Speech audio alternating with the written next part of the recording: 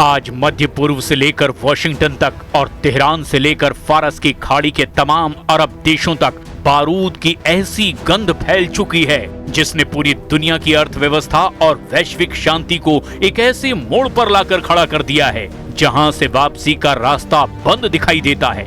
America के राष्ट्रपति Donald Trump ने ईरान के खिलाफ जिस इकोनॉमिक डी डे का ऐलान किया है, तेहरान ने उसे सीधे शब्दों में आर्थिक आतंकवाद करार दिया है। इधर पेंटागन ने रिकॉर्ड 22.9 बिलियन डॉलर यानी करीब 2.25 लाख करोड़ रुपए का एक ऐसा सीक्रेट मिसाइल और डिफेंस प्लान चालू कर दिया है जिसने साफ कर दिया है कि अमेरिका ईरान और रूस के साथ एक लंबी विनाशकारी जंग की तैयारी में उतर चुका है। वहीं दूसरी तरफ ईरान के नए सशस्त्र बल प्रमुख मेजर जनरल अली अब्दुल्लाही ने फारस की खाड़ी के तमाम अरब देशों को अंतिम चेतावनी जारी करते हुए कहा, हमारी नजरों से कुछ भी छिपा नहीं है। अगर अमेरिकी सेना को मदद की तो अंजाम सीधा युद्ध होगा।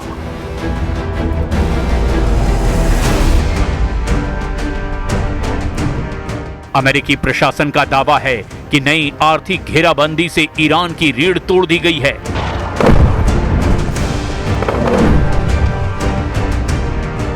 और उसकी अर्थव्यवस्था कुछ ही हफ्तों में घुटनों पर आ जाएगी। लेकिन क्या तेहरान इससे डर गया है? जवाब है बिल्कुल नहीं। ईरान के विदेश मंत्री सैयद अब्बास अरागची ने इसका करारा जवाब दिया है। अरागची ने न्यूयॉर्क टाइम्स और रॉयटर्स के अंतर्राष्ट्रीय रिपोर्ट्स का हवाला देते हुए ट्रंप प्रशासन को आईना दिखाया है। अरागची ने कहा, ट्रंप का ये तथाकथित इकोनॉमिक डी डे अमेरिका के अपने घरेलू संकट से दुनिया का ध्यान भटकाने का एक नाकाम प्रयास है।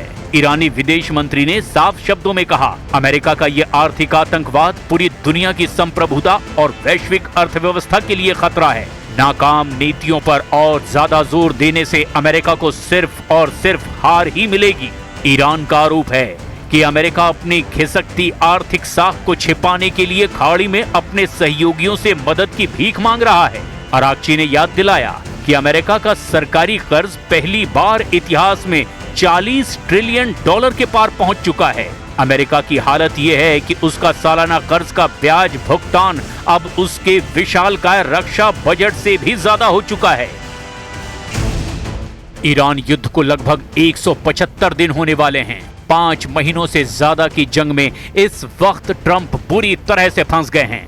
एक तरफ हॉर्मुज पर ईरानी गदर है तो वहीं दूसरी तरफ अमेरिका के बेहद महंगे और एडवांस MQ-9 ड्रोन को ईरानी सेना और हूथी लड़ाके कीट पतंगों की तरह हवा में मार रहे हैं।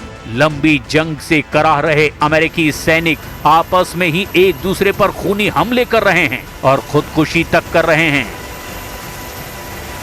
ईरानी मीडिया तंजीम न्यूज और मेहर न्यूज ने दावा किया कि अमेरिका का विमान वाहक युद्धपोत USS अब्राहम लिंकन जंग के मैदान से भाग रहा है क्योंकि उस पर मौजूद 5000 अमेरिकी नौसैनिक भारी तनाव और डिप्रेशन का शिकार हो चुके हैं।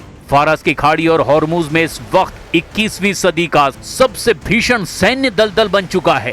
कूटनीतिक गलियारों में एक ही चर्चा है, हॉर्मुज के ट्रैप में डोनाल्ड ट्रंप का प्रशासन पूरी तरह से उलझ गया है। ईरान के रणनीतिकारों ने साफ कर दिया है कि ये कोई 2-4 दिन की झड़प नहीं बल्कि एक लंबी थका देने वाली जंग है। खुफिया रिपोर्ट्स और ईरानी सैन्य कमान के बयानों का दावा है कि तेहरान ने 2029 तक युद्ध जारी रखने की तैयारी कर रखी है। ईरान का मानना है कि हॉर्मुज से दुनिया के 20% कच्चे तेल का रास्ता रोककर वो अमेरिकी अर्थव्यवस्था और वॉशिंगटन के सैन्य दबदबे को धीरे धीरे घुटने पर ले आएगा। कुल मिलाकर ईरान युद्ध ट्रंप के लिए कोड़ में खाज बन चुका है, जहां सिर्फ और सिर्फ अमेरिका को भारी नुकसान हो रहा है।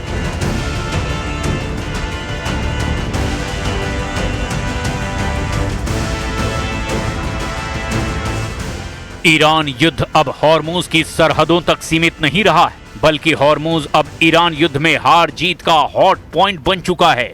पूरा पश्चिम एशिया इस वक्त युद्ध से पैदा हुए हालात को देखते हुए ईरान के खिलाफ डबल मोर्चा बनाने में जुटा है। पश्चिम एशिया में मौजूद अमेरिका के 8 मुख्य मिलिट्री बेस ईरान के हमलों और भीषण खतरों के बीच जंग करने को मजबूर हैं। एक तरफ फारस की खाड़ी में अमेरिकी युद्धपोत और ईरानी मिसाइलें आमने सामने हैं, तो दूसरी तरफ वॉशिंगटन और तेहरान के बीच बयानों का युद्ध अपने सबसे खतरनाक स्तर पर पहुंच चुका है।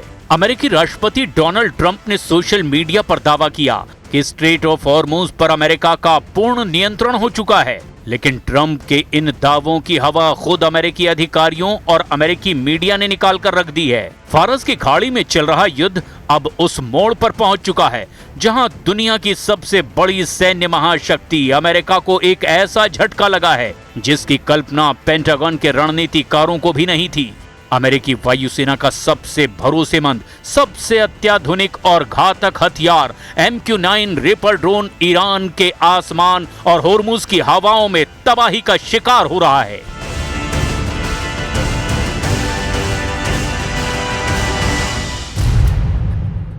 वॉशिंगटन पोस्ट की एक सनसनीखेज रिपोर्ट के मुताबिक ईरान के साथ जारी इस जंग में अमेरिकी सेना ने अब तक अपने कुल MQ-9 रिपर ड्रोन बेड़े का लगभग 1/4 हिस्सा यानी 25% गंवा दिया है।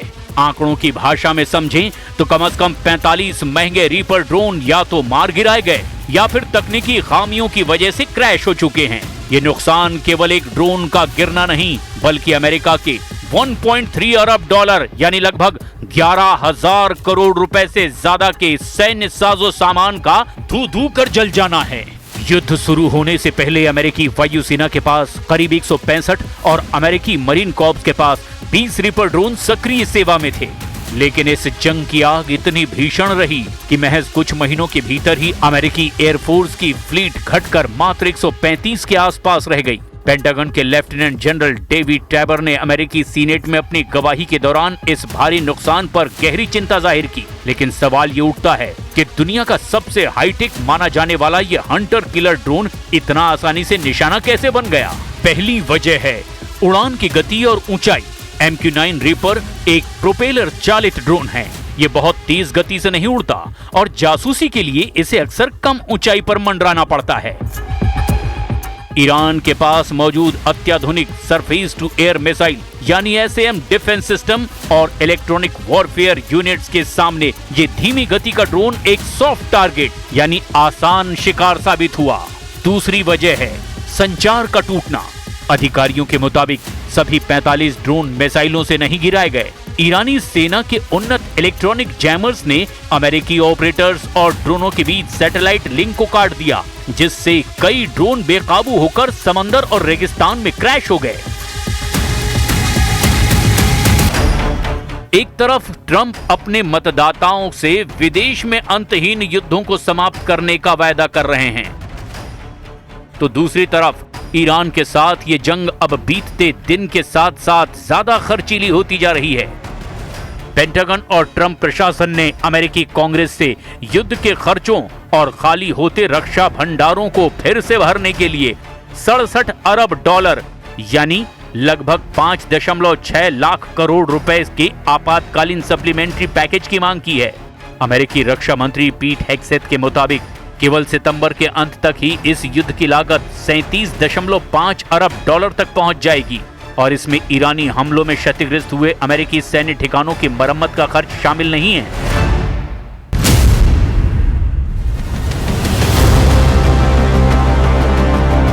पश्चिम एशिया यानी मिडिल ईस्ट एक ऐसी भयावह आग की चपेट में है जिसकी लपटें अब सिर्फ तेहरान या तेल अवीव तक सीमित नहीं हैं। ईरान ने एक ऐसी धमकी दे दी है जिसने खाड़ी देशों की रातों की नींद हराम कर दी है।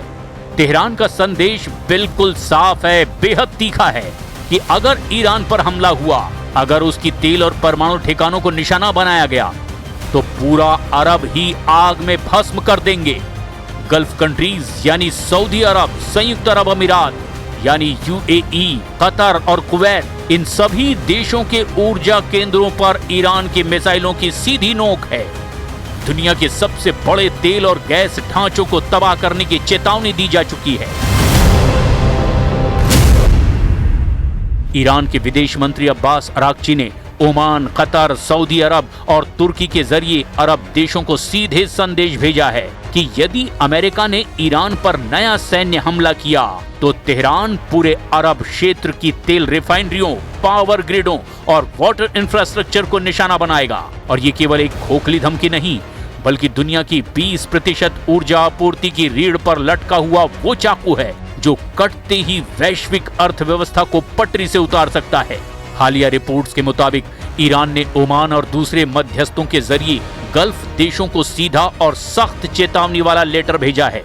इस चेतावनी का लब्बो-लुआब ये है कि अगर गल्फ देशों ने अपने एयर स्पेस या फिर अपनी जमीन का इस्तेमाल अमेरिका या इजराइल को ईरान पर हमला करने के लिए करने दिया तो तेहरान उन्हें अमेरिका का सहयोगी मानकर उनके रिफाइनरीज, गैस पाइपलाइनों और पोर्ट्स को फूंक डालेगा।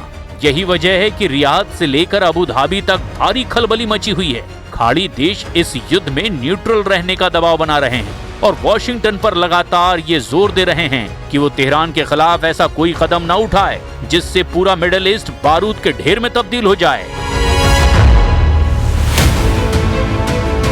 अब ऐसे हालात में देखना ये होगा ईरान को अमेरिका काबू कैसे कर पाता है।